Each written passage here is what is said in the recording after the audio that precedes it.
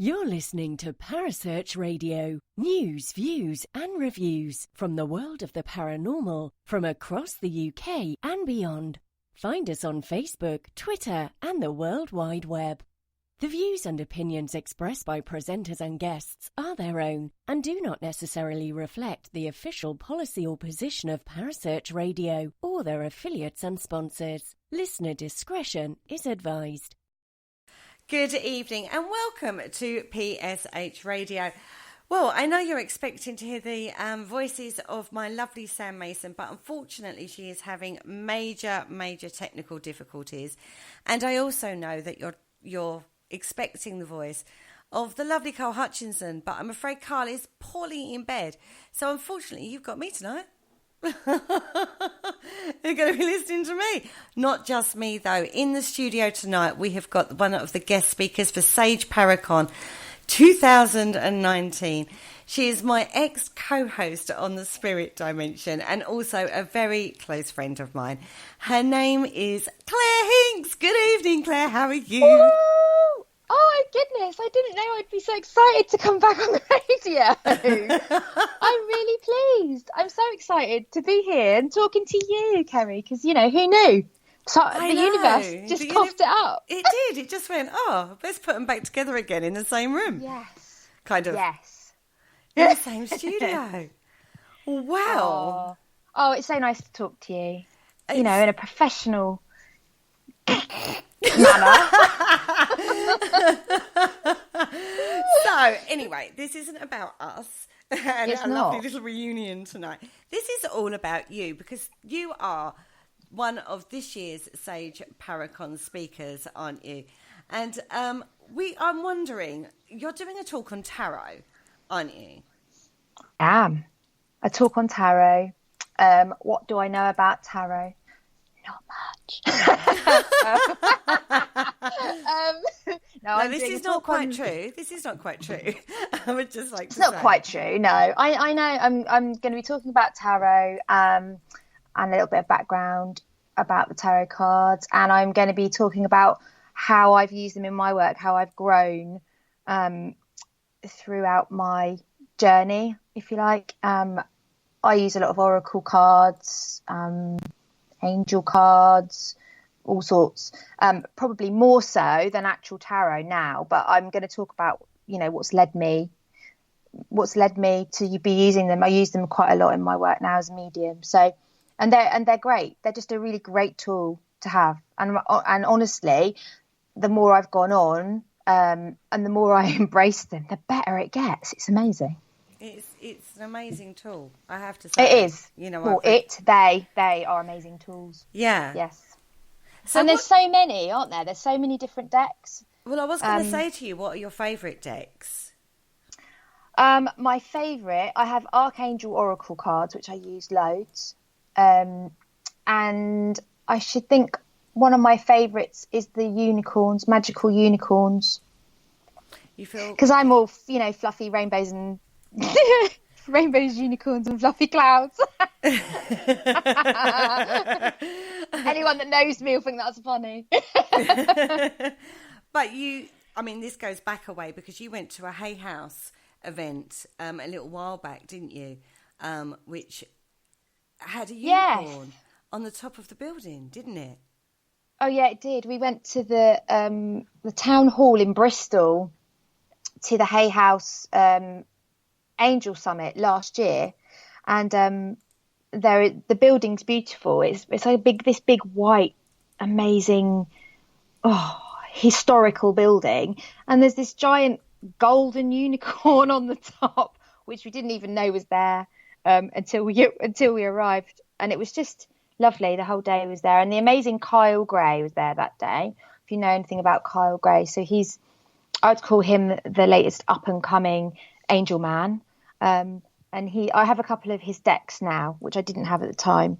And we were able to chat with him, and we spoke with Diana Cooper also. She was there.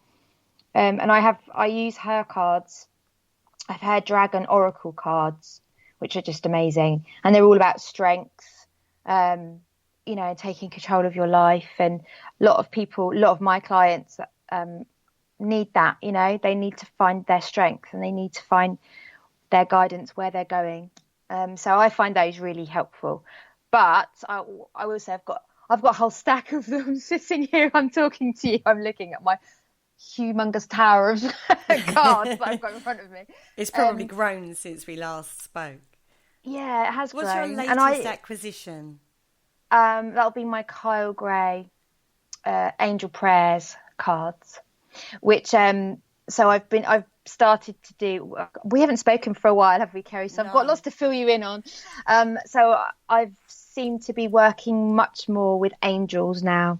So they've come in, and I sort of, you know, you talk about the signs, and if you see the signs, you can't miss the signs. You know, once you start seeing the signs, they're there all the time. And so the little voice in my gut started saying, "Oh, read the book." So I've got a Kyle Gray's Angel book. It's all about Kyle Gray at the moment. His name's everywhere I look. So he's obviously, you know, quite helpful. The way he puts things helps me to understand what's happening for me. I think that's a common misconception, that like once you start working with this energy, that kind of know what you're doing all the time, but you don't. And they guide you, don't they? So can you explain that process for people a little bit more? So the way that it's happened for me is I'm quite aware of working. So you're aware of your own energy. You know, this is me. I have this energy going on. You know, when someone gets in your space and you go, oh, hang on a minute, you know, that person's invading my. And she's frozen, which is never a good moment. She's going on about invading my space. Claire, are you back with me? Claire? Hello? Oh, there we are. Hello? Oh, there you are. There we go. Oh, right. Sorry. That was a bit dodgy. We talked about you were talking. We lost you at the point of invading your space. Yeah, so I would just explain using or being aware of your energy to somebody that didn't know. If somebody comes into your own personal space and you suddenly feel about, oh, that person, you know, you might feel a little bit uneasy or unsettled, and that's what that feels like. So for me as a medium, I'm very aware of my own energy and the energy of my guides, and how I work when I have spirit through for other people. So when my energy starts to change, I feel it. So I started to feel that there was something changing in my own energy spiritually. So then I try to connect. I connect with my spirit guides regularly, on a regular basis, daily. And so I kind of did a little bit of tuning in, and I was aware that I had these two other beings that came in on the opposite side. So my spirit guides come in on my right hand side. So no one ever comes in on the left. And these other two came in on the left hand side, made themselves aware to me as angels. But they showed themselves to me as, you know, like you or I, like as a human, in a human form, not great big, you know, people talk about, oh, I had this enlightenment, you know, and this angel came to me and it had giant wings and a beautiful glow. Nope, not mine. they just rolled up looking like regular Joe. But was there energy different from like a normal spirit that you would connect with? Was that the indicator for you? Yes, it was, because I started to feel I've naturally been inviting angels in. So I run a group, a spiritual awareness group, and I just was guided to keep inviting them in. So when we open the group, I invite the angels in, and I wasn't doing that before. So I thought, hang on, this is obviously, there's a change going on here anyway. And when they came in to connect with me at home, which has literally only happened a couple of days ago, it felt completely different. I felt super calm, and just balanced, I would say. They made me feel balanced, because so I have a male and a female, a man and a woman on my right, who are my spirit guides, and these two have given me the man and the woman feel vibe, masculine, feminine, on my left. So it just made me feel like I had perfect balance, which is great because that's exactly what I need in my life. Perfect balance. I would just like to say that angels tend to be androgynous as entities. Yes. They are not a male or a female, but what they will do is have a masculine or a feminine energy, and there's a difference between the two. And I've also learned, actually, lately, that your angels will connect with you, or your spirits even will connect with you. They'll come forward to you in a way that you will recognise. So, they obviously think that I need to connect with them. I will respond. Maybe they think I'll respond better at this stage to them if I see them as a human form. In my mind's eye, that's how I see them. Mm-hmm. But so if your granddad, for instance, stepped forward for you, Kerry, and he would show himself to me in a form that you would recognise. So that's how they connect with us, That's exactly it, though, isn't it? It's exactly it. It's not necessarily how they were when they passed. It could be a time, but it'll be something that's recognisable to you. And this is a concept that a lot of people sort of can't. Time kind of becomes irrelevant when you pass, doesn't it? So you can appear at whatever stage of life you wanted to, if you wanted to. Yeah. So if somebody passes away when they're 65, but they were at their best when they were 30. They can be that. They can be 30 with bright red hair, if that's what they want, because we have free choice. What when you get to spirit, when you get to the spirit world, anything's possible. You don't have to be just one way there. You can be any way you want. But when they come forward for me, they always will step forward in a way that the person in front of me will recognise them. So they'll be able to receive. Because that is one thing you do, isn't it? You do platform mediumship. I do. I haven't been doing so much of that, though. I can't think of anything more scary, though, Claire, to be fair. It's like standing up in front of a sea of faces, all that expectation on you and that hope.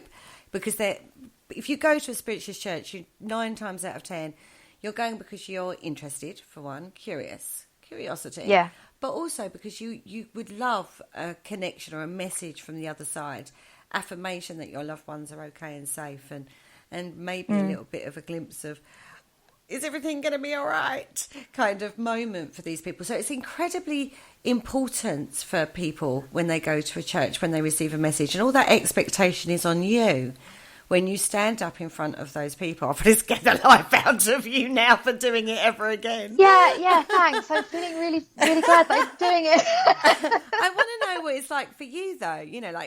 Do you feel that pressure, or do you just go with the flow? Do you just release and allow it to happen?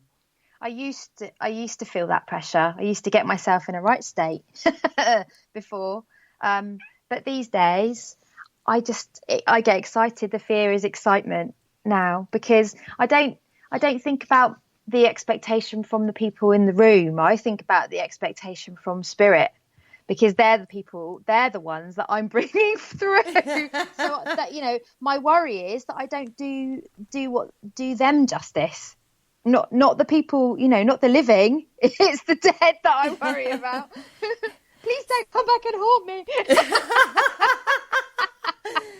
So Claire, when I having never done platform mediumship and only worked in a very different way to how you work in regards to energy and spiritual connection, what is it like? Is it like a queue of people coming on stage with you and you're going, right, okay, you first? Or are they jostling for, is it like energies coming forward and then going back? Explain that to me. So, hang on, let me think about this for a minute. The best way to explain is, so when I get up in front of a group of people, I do what I call my blurb, and it's like an agreement. It's part of my contract.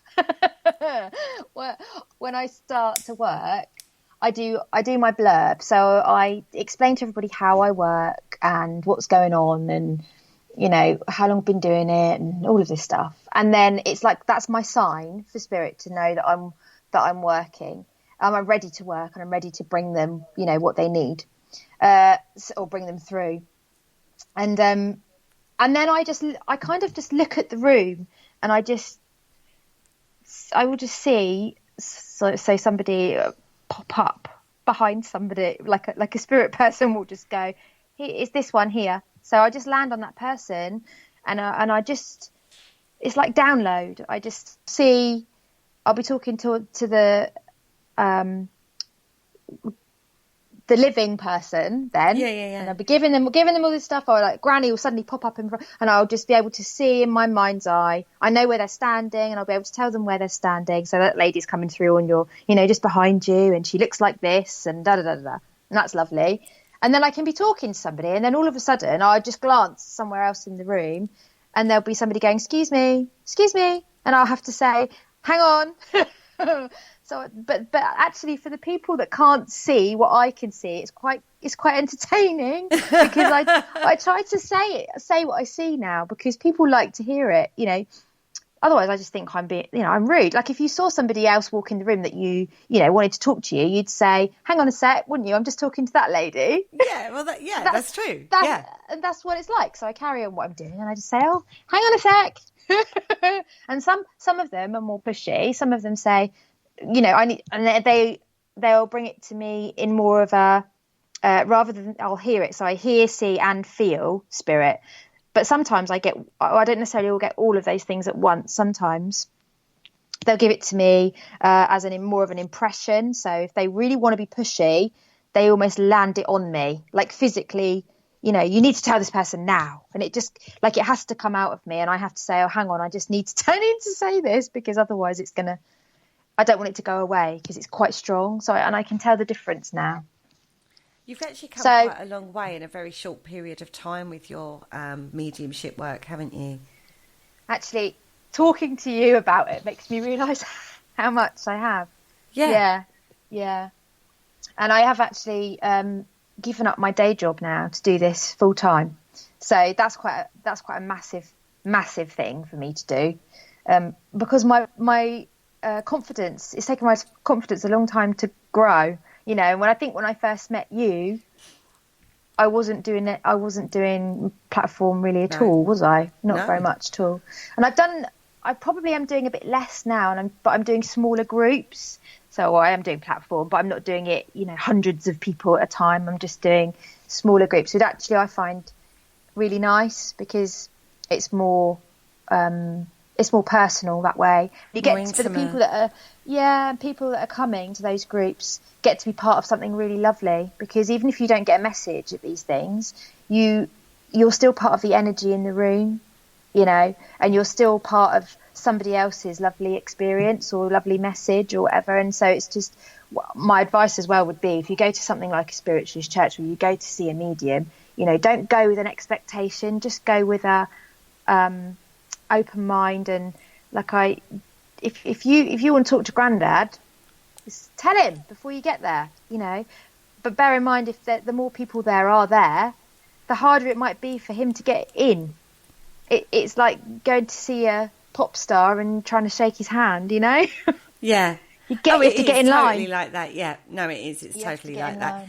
Have there been times where it's been very frustrating for you, where you have had that much spirit coming forward, but you're limited to the time that you was actually up on platform? Because it does take it out of you, doesn't it? Yes, actually, I call it the following day. I say I've got a spiritual hangover, because yes, it is tiring. And yes, people have come through, but you get to a point where you have to stop. But then spirit are quite good. I kind of have boundaries with them now. So I say, you need to. We kind of know when each other needs to stop, if you know what I mean. So I haven't been in an instance where I've had to go on and on and on. And since I've been more in control of it, like I would go and do readings in the past and just keep going until I felt I needed to stop. And that's exhausting, because you've got no boundaries. You've got no, I'm doing this for an hour. You could be sitting there for a couple of hours and it could be going on, and that's exhausting. So now when I do a reading, it's for 40 minutes, unless it's exceptional circumstances or thereabouts. And when I do a group, I try to get to as many people as possible, and spirit know that. We have that agreement. The idea is that we get round as many people as possible, because they've come here for a message, and we want to give them as much as we can give them. So I try to do as many as I can. I had a group not very long ago of 13.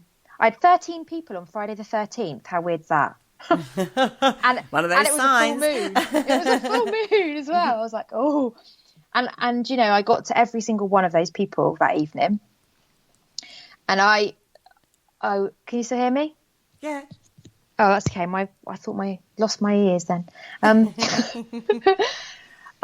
I didn't think that I would, because 13's, you know, a lot to get around. Yeah. In the time that I had, and I got to every single one of them. I was knackered, and I got to the point where I feel like I'm just waffling on. I just feel like and everybody's like, "Oh, it's so good," and everyone's taking it in and thinking it's great, which is great. But for me, I just start to feel like I'm saying the same thing, and I'm just like saying, "I'm sure I can't be," because everybody takes what they need. So. But that's a self-confidence thing, isn't it? It is, yeah. That's totally self-confidence in that. And you become self-aware in the middle of a reading, and it's like, I feel like I'm talking stuff here. Do you know what I mean? Yeah. It's like, am I right? Yeah, come on, you know. And it is a weird feeling. It is a weird feeling. It's that self-awareness whilst in the middle of doing what you're doing, but you're not going to stop doing what you're doing because you physically can't until it's reached its conclusion. Well, that's how I find it with the tarot reading anyway. Once I start, it doesn't stop until the last card's over.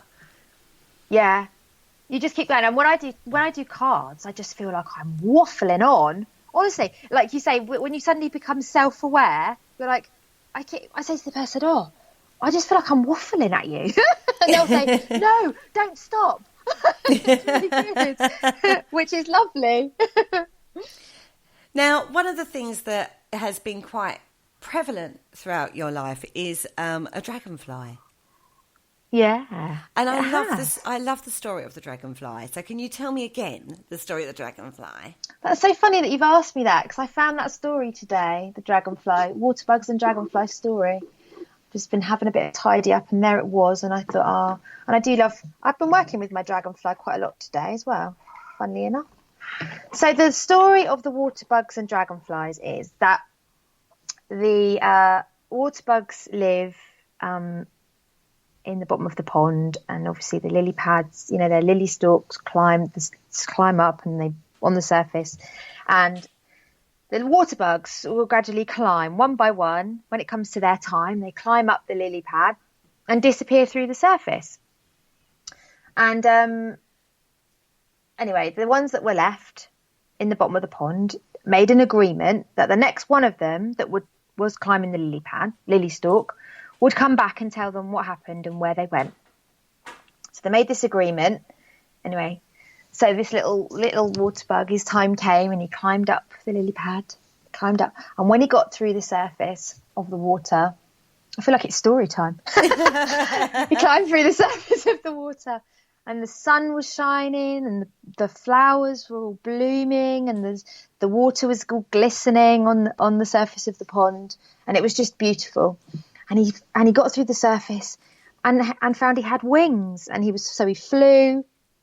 He was flying around, enjoying all the sunshine, and it was beautiful. And then suddenly he remembered that he'd agreed to go back and see his friends, the water bug. And when he tried to go back through the surface of the water, he couldn't, because dragonflies can't go back through the surface of the water. They can only stay on top, which I think is a perfect analogy of what happens when you die. You know, you literally just step from one place into another, and it's far more beautiful there than it is here. and I just think it's a beautiful story, and it's one that I had never heard until we had a member of the family who passed away. Actually, he had cancer, and he went to a hospice, and this was their story at the hospice. Mm-hmm. And we all, as a family, we connected with it, and the dragonfly became for me a really, really meaningful, because obviously I've been doing this. I've been connecting with spirit since I was about 14, and I think I was about 17 when he passed, and it just resonated with me. It just has stuck with me, and that's why I carry it. And it's funny because obviously my logo is the dragonfly, and I have dragonflies, and people have cottoned onto that now. So every birthday and Christmas, I get shed loads of dragonflies. I got dragonfly ornaments, dragonfly mirrors. I love them. But people will come to me and say, "Oh, it's really funny because I saw this dragonfly, and then I saw your card, and I was like, oh, that's a bit weird because her logo is a dragonfly." But everybody that comes, or a lot of people that come, will say, "Oh, it's like the dragonfly led me here," which I just think is lovely. I just love it. So I've got a funny story for you.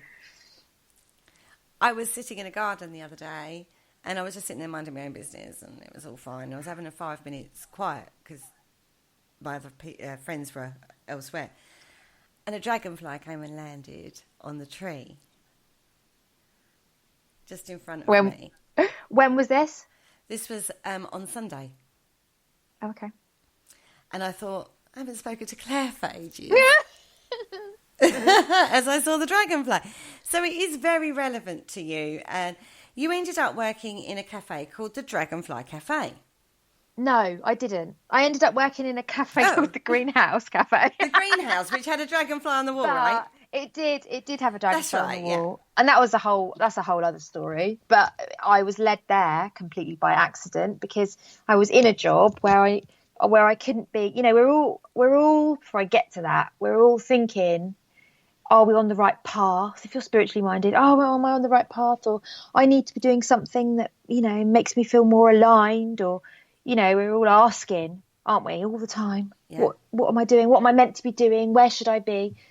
So I was doing a job. I was working with children, and obviously when you work with children, you can't really be talking to dead people all day as well, can you? It doesn't really go together. It's not really the dumb thing, is it, really? It's not very PC. I was kind of craving a job where I could be more myself. Completely myself, in fact. So every day I was saying it. I started saying it. I just started putting it out there.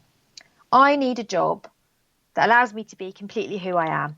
And those were the words I used, and I did it religiously every day for about a fortnight.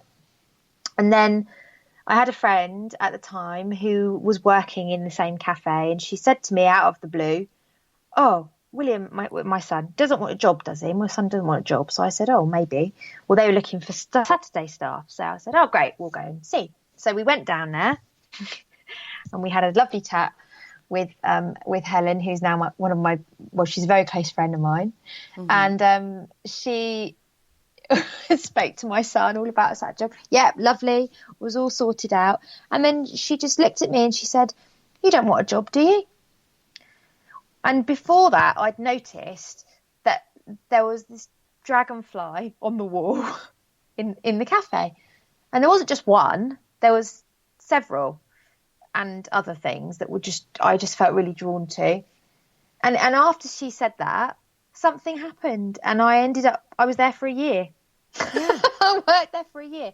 But it was the best thing really that could have happened, because it gave me the platform that I needed to be where I am now. Yeah. It was part of that evolution to get you where you need to be, wasn't it, really? It's part of the journey. And it allowed you to actually go through that period of evolution. Like I said before, quite a short period of time, really. Now, there's something you touched on there, which was manifestation. Mm. And you manifestation, and she nags me on this one all the time, I would just like to say, which is one of the reasons I stopped talking to her.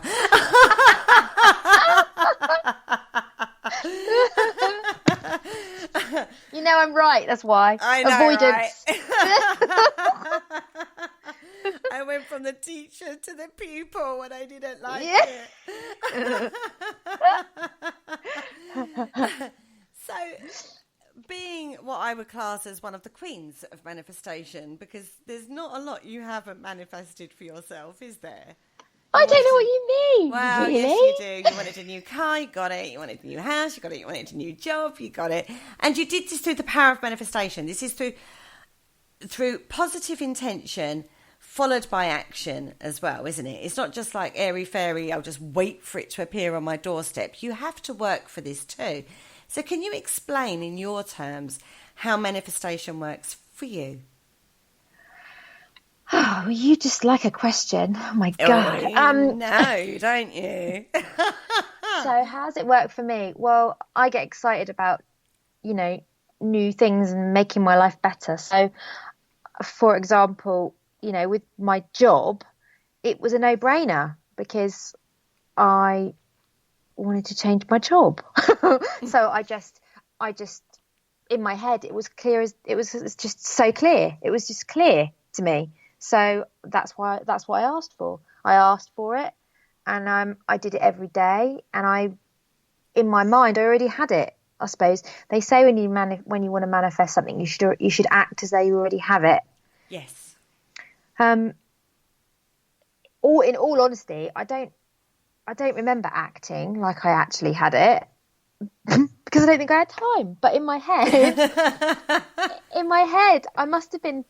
When I reflect, I think I must have been thinking like I already had it because I wanted it so badly, but I was also. I was okay in the situation I was in, so I was, I was making do with that. But I was also really excited about, moving it forward. Manifesting's easy. You just got to be positive. You just have to think positively and think about the things that you're grateful for. Because if you like attracts like, so the more good and positive you put out, the more you get back. It's no brainer, really, isn't it? I think so. No, whatever. But you Still do have to holding work. onto my rock. But you do have to work. You do have to work because if you're in a bit of a spot where you're in life and you're stuck on the treadmill and you don't want to change it, but you want to say, "Oh, I do want to change it. I do want to change it," but you don't actually want to work to change it, it won't change.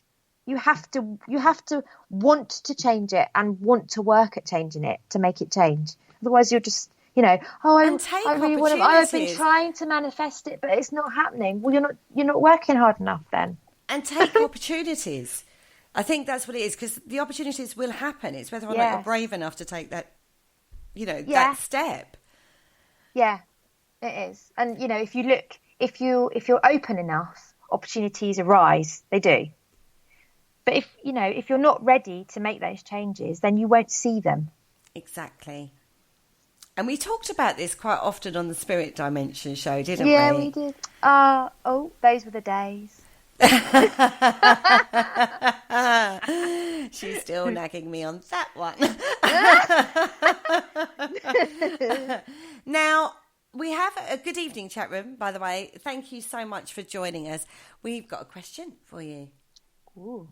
Would manifestation involve visualization as well, or are they different techniques? Definitely visualize, I would say. Definitely. So the more, I've done lots of reading on manifestation. So the likes of Sarah Prout and Gabrielle Bernstein, they were really helpful for me. They've been really helpful for me on my journey. And they all talk about visualizing and affirmations, writing your story. So, in the morning, I had a bit of a routine going where I'd write down the things that I wanted to achieve in my life, and I'd write my story. So thank you, dear universe. Thank you for my beautiful house, and thank you for my perfect job. And, and list the things that you particularly like. Thank you for my perfect job that allows me to work minimal hours and get the most financial pay I've ever had. Be specific. Be careful what you ask for, mind you, as well. We've talked about that before. Yeah, we have. But yeah, visualization, brilliant. Yes, I'd say do it. Yeah. Like I say, if you believe in it, you see it in your mind. That's a visualization, isn't it? It most certainly is. So, yes, you've gone on and you do various classes, don't you? You do gong baths. My God, classes. Well, I don't do them. I just provide a space for them to be done. Yeah, but it's under your banner, isn't it? Yeah. Talk to me through some of those, because some of those you did like ribbon reading the other week, or a couple of months ago, probably now. So I run a group called dragonflies. Where I Funnily live. enough, everybody.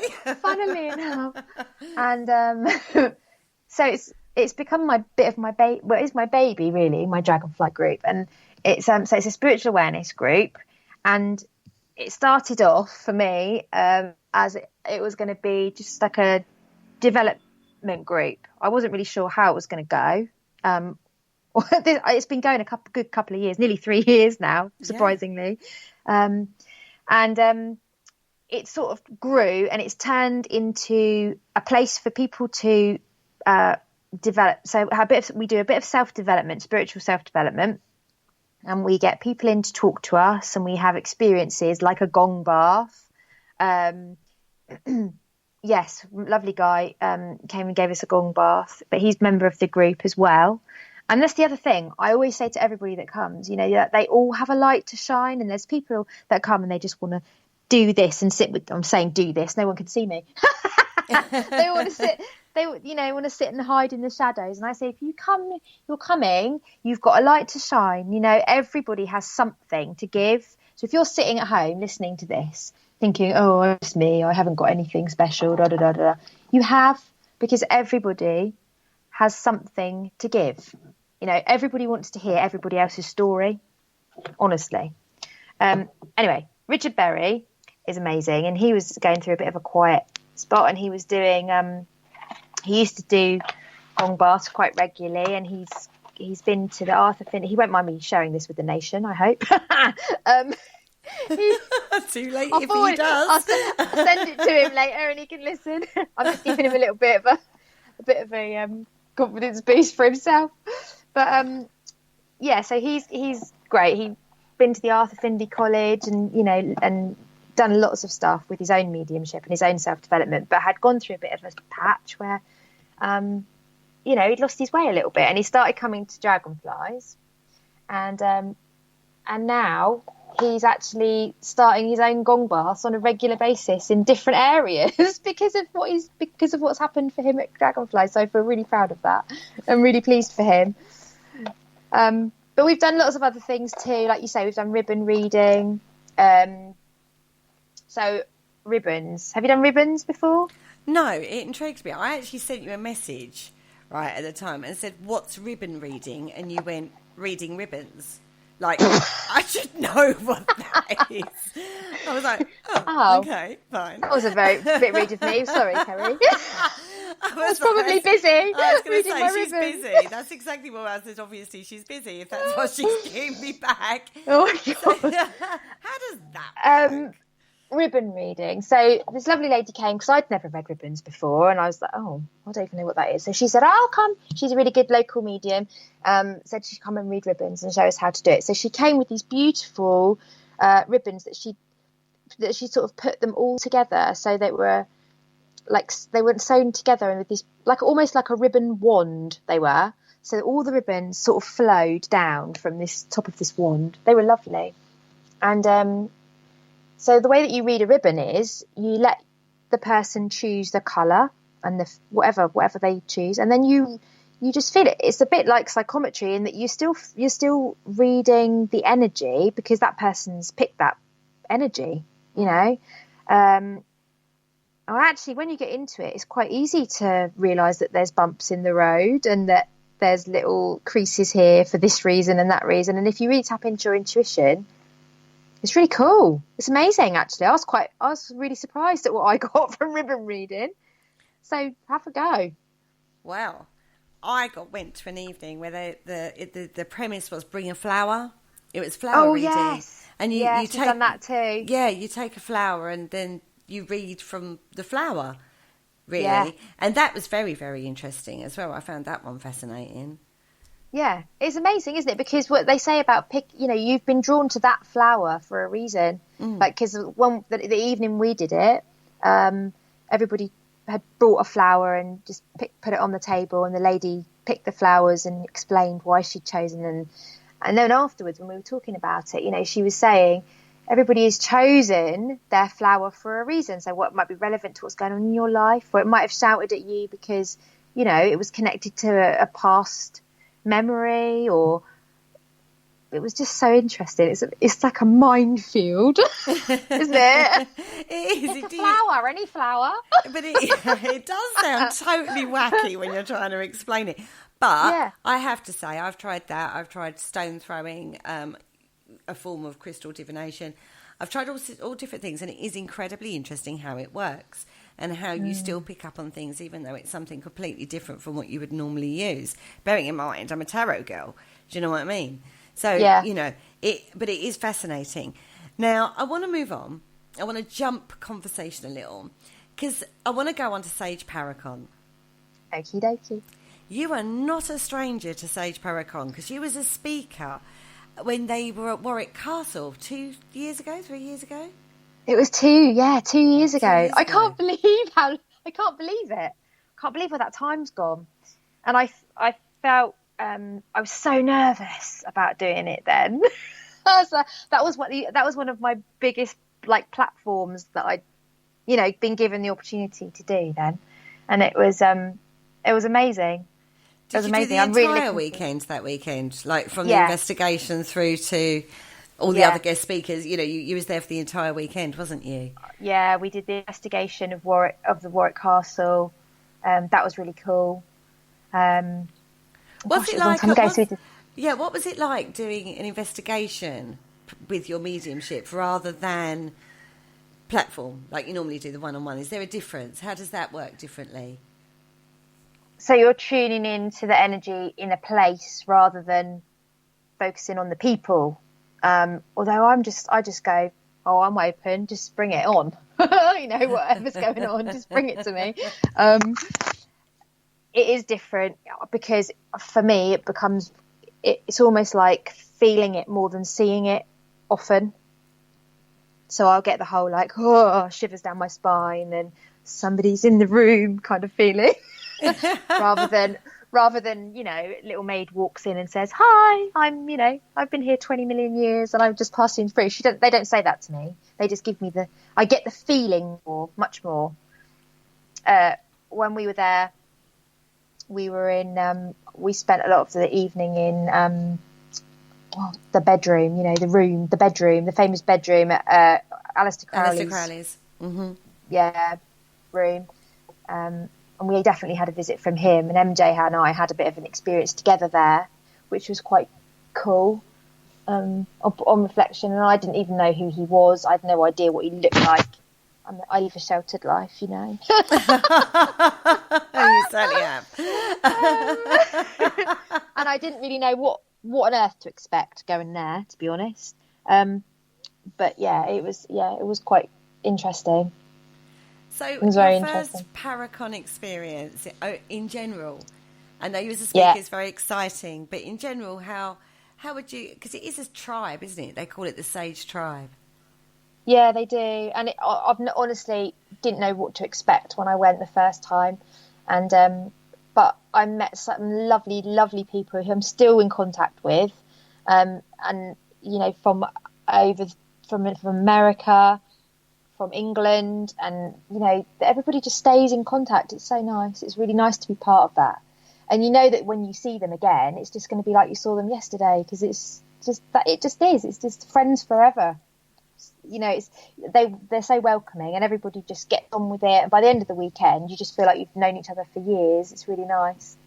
And everybody, for me then, I would say that I was quite early on then in my journey, at being public, if you like, and they were really, really lovely to me. Everybody was so lovely, so supportive.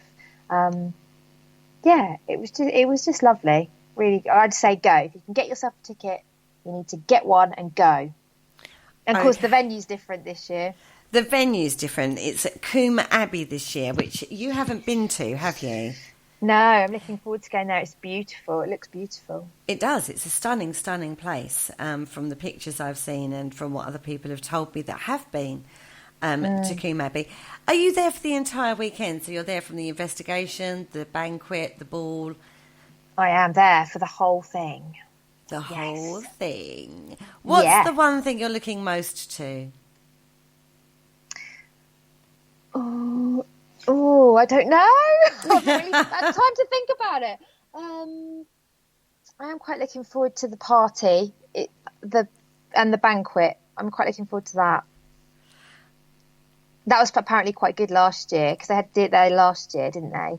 Oh yeah. I think you have to have pretty good alcohol tolerance levels. I would say because what was it? Beer pong. Beer pong got not invented, but it's now part of the Sage tribe. Beer pong. Oh, is it? I'm apparently so. From what last year I remember. I probably won't do beer pong. But every year it's very different. Although it's like it's Sage Paracon, it's the same convention. Every year has a very distinct feel, doesn't it? And it's always different. So if you've been to one before and think, I've been there, done that, don't, because every single one is very unique under the Sage banner, isn't it? MJ works incredibly hard to bring a unique experience every single year for her tribe. For her tribe. So there are some amazing speakers joining you, because you are one of the guest speakers on this particular Sage Paracon 4. So we've talked about your talk. It's going to be about tarot. Don't I remember you telling me that you was devising your own deck of cards? Yes, but sadly that's gone on hold. It's got to be right though when you're devising a deck, doesn't it? Yeah. It for whatever reason hasn't. Yeah, I was hoping to be able to take my own deck with me to the Paracon, but I'm a great believer in timing, and the timing isn't right. So it hasn't happened, but that's okay. I'm not, it's not going to stop me giving my talk and bringing other stuff to it. So it's fine. It's fine. It's not meant to be right now, but I think I understand why. But it will. Yeah, it will. But watch this space. So how it came about that you became a speaker this year is a strange little story, isn't it? Do you want to divulge the story? Am I allowed? I don't know. Well, basically, I just told MJ I was going to be a speaker. That is true. She phoned her up and she said, I'm going to be a speaker, don't you? So I should explain. And then was like, Let me explain. Oh, right. So I should probably explain this. MJ and I developed a friendship. So she kind of gets me, and I get her in a spiritual point of view.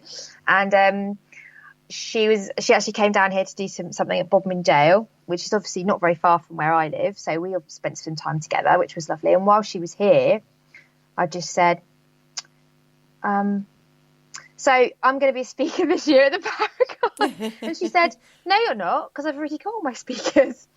And I said, yeah, I am. I don't know. This is truly me following my gut.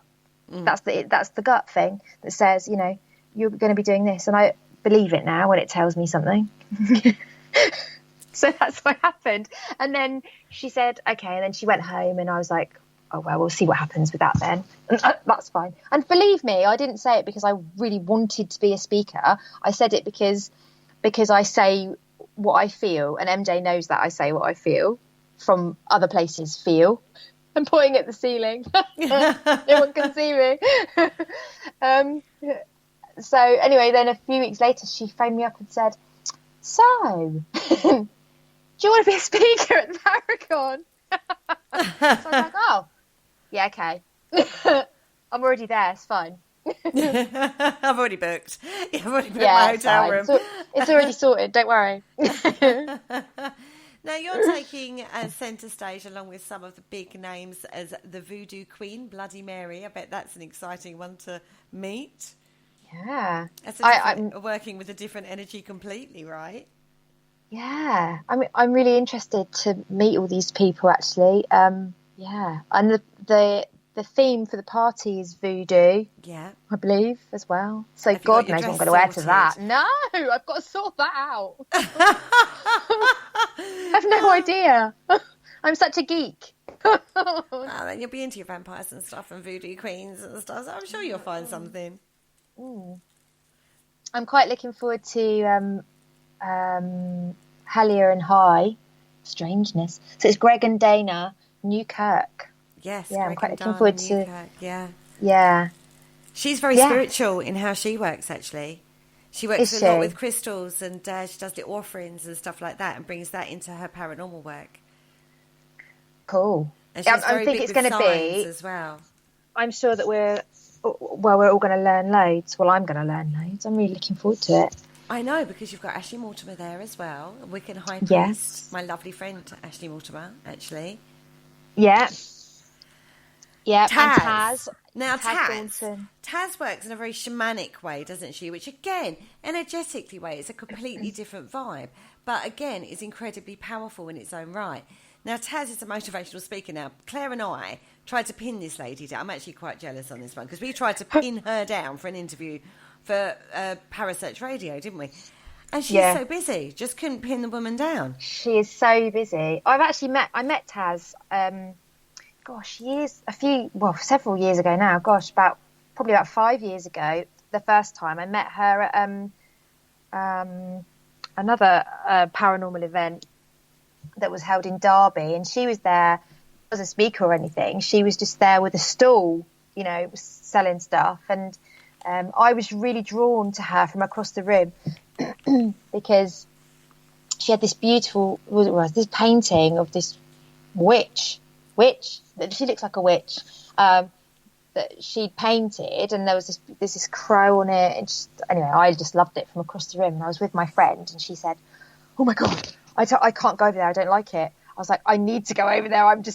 It's calling me. It's like, come to me." So I went over there, and I spoke with Taz and Asha, her wife that was there with her, and gave her some messages from Spirit, actually, and it was really lovely. And she actually gifted me the painting. Yeah, and I was really overwhelmed, but she said it was meant to go to you. She said, I just know that it's meant to be yours. She said, so hey, here you go. And she gave it to me, and I've never been so gobsmacked in my life. But she's amazing. I love Taz. I'm really looking forward to catching up with her and seeing her again.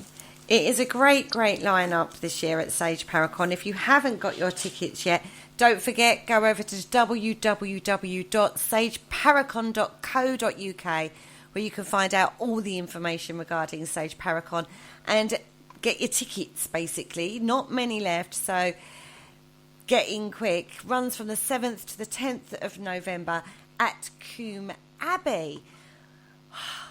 So, yeah. Other than Sage Paracon, what is coming up for you? What's next for you on your lovely spiritual journey?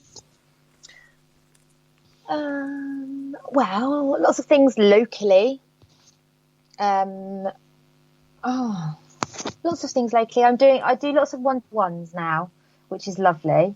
I have an evening. We do a meal and mediumship evening in the greenhouse, actually, cafe. So we open and Helen cooks a 3-course dinner, and then I do mediumship, and that's been really nice. So we do one of those once a month. Mm-hmm. I've taken my Dragonfly group to another town, which is a few miles away from here. So that's going to be weekly from November as well. I've got a couple of mind, body, spirit fairs coming up, one in October, and I've got a big Christmas evening of mediumship that I'm doing at our local football club as well. So I've got lots of things on the burner, and I've got, watch this space, because hopefully after Christmas I'm going to be launching a few little things of my own online as well. So fantastic news. Where can people, before I go, how's your book coming on, love? All right.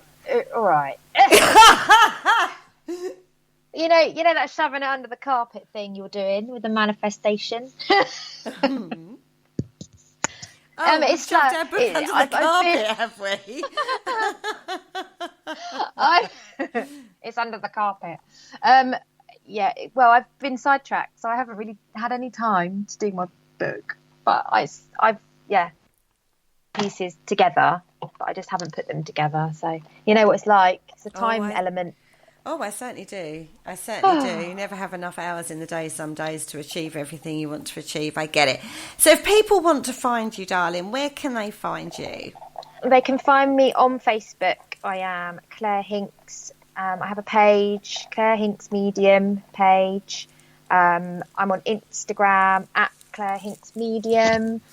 You can go on my website, which is it's WordPress. I can't remember it. Bear with me 1 second. It's clarehinksmedium.com. I think you'll find. You can email me at clarehinksmedium@gmail.com. You can go on my website, which is clarehinksmedium.wordpress.com. There we go. WordPress.com. Yes, but that's on my project list as well to make my website better. So when you do readings and stuff, can people have them done remotely, like via Skype or phone or something like that? Yeah, they can. Yeah, I can do it over the phone or on Facebook, WhatsApp, video message, whatever. Yeah, I'd rather do it. It's good, like on video or on the phone, ideally. Yes. Yes, was the answer to that question. So if you are nowhere near where Clare lives, you do not miss out on a reading from the lovely Clare. I've had a few. And she's very, very good, is what I'm going to say. She is very... not a creep at all. I just don't like some of the things you tell me when you're doing a reading. You're very good, but, don't like the message sometimes. Well, you can't get what you want all the time. They're honest. Yeah, oh gosh, yes, they are certainly dead honest. It's one thing I will say. Well, thank you so much for allowing me to interview you tonight on the PSH radio show. You are the first guest speaker to be interviewed for Sage Paracon this year. Am I? You are. Oh, well, someone's got to do it. Yeah. I can't believe it. I'm really looking forward to it. I can't believe an hour's gone by already. I know. Yeah, it always does when we start talking. You know what it's like. It's usually the kids coming home from school and we're going, oh, I better go. We've got to feed the children. Yeah. It's an hour later and we still haven't fed them. Oops. Yeah, this is very, very true. So thank you so much for joining me on tonight's show. Now, what's coming up for the rest of the week? We have one more show for you, which is tomorrow evening. It is the Friday night show, The Dark Mirror Show. Myself, Mark, and hopefully Carl, possibly not if he's not well enough, but we'll see, are having a look at the, how shall I put this, current affairs of the paranormal. We've changed the concept of the Dark Mirror Show, and we are going to be looking at what's trending throughout the week regarding the paranormal and all kind, ufology, conspiracy, everything.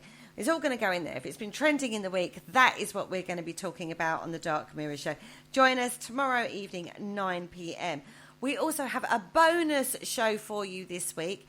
On Sunday evening at 9 p.m, I am going live in the studio with a special interview with the lovely Beth Darlington. Big one, that one. She's just moved all the way from Australia to London, attended, literally hot-footed off the plane, Claire, went to the ASAP convention, went to the SPR convention, visited the Tower of London as well as the head offices at the SPR, and she's literally only been in the UK about a month. Wow. She is like a little force to be reckoned with, our lovely Beth Darlington. If you're not sure who I'm talking about, go and check Access Paranormal out, because that is where you will find her. On that note, thank you all for joining us in the studio tonight, and we bid you a very good evening. Good night, Claire. Thank you for joining me. Good night, Kerry. Thank you. Good night. Thank you for listening. Don't forget to join us for more shows throughout the week. Find us on Facebook, Twitter, and the World Wide Web to keep up to date with all the shows right here on Parasearch Radio.